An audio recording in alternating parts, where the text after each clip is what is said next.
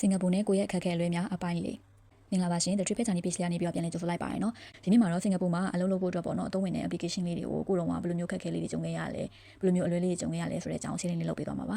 ရှေ့က video တွေမှာပြပြခဲ့ပြီးတဲ့ဗုဒ္ဓတာလေးတွေနဲ့ကိုယ်တိုင်ကြုံတွေ့ရလေးတွေကိုနှိုင်းရှင်းပြီးတော့ပြပြပေးပါနော်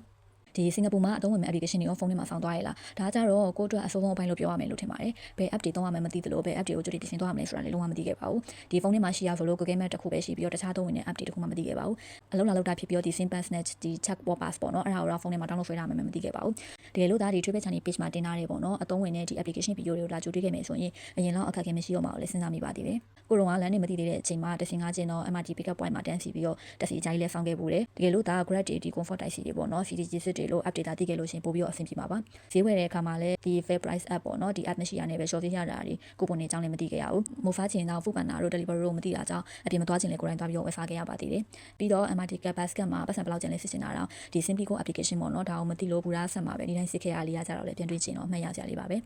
ကြိုတင်မလေးလာခဲ့မိရေပေါ့နော်ကိုပဲအဖြစ်တရားတော့မှာပါ